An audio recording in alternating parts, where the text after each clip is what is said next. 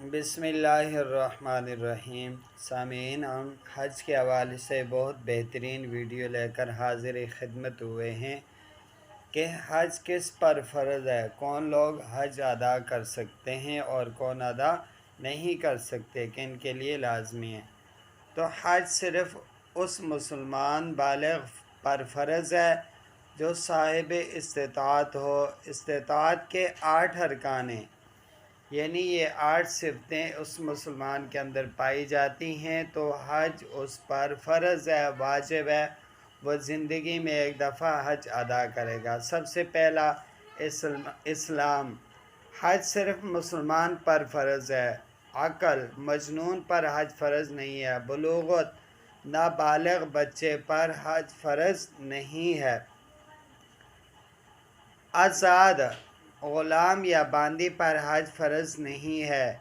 वक़्त, हज के लिए वक़्त मौजूद होना चाहिए, बग़ैर वक़्त के हज नहीं होगा। यानी इन औसाफ़ के अंदर हज को अदा किया जाएगा, इसके अलावा से हज नहीं होता। मसलन हज का महीना है, उसमें हज अदा किया जाएगा, इसके अलावा महीनों में हज अदा नहीं किए जाएंगे। क़ुदरत, हज के सफ़र और क़ियाम के लिए ज़रूरी अखराजात बर्दाश्त करने की इस्तिताअत होना चाहिए।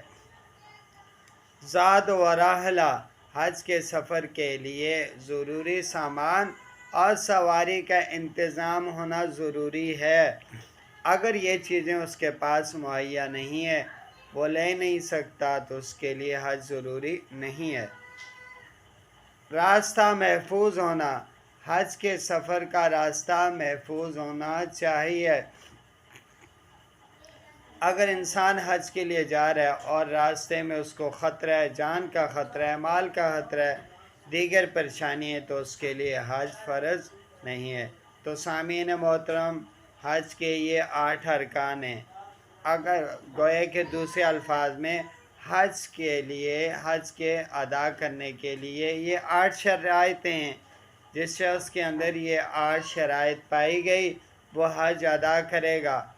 जिसके अंदर ये शराइत नहीं है, उसके लिए हज फ़र्ज़ नहीं है। लेकिन अफसोस इस बात का है कि अक्सर लोगों के पास ये सारी की सारी शराइत मौजूद होती हैं, सारे औसाफ का मालिक होता है वह शख्स, लेकिन वो फिर भी हज नहीं करता। तो सामीन मोहतरम, ऐसे शख्स के लिए ज़िंदगी में एक दफ़ा हज करना फ़र्ज़ है।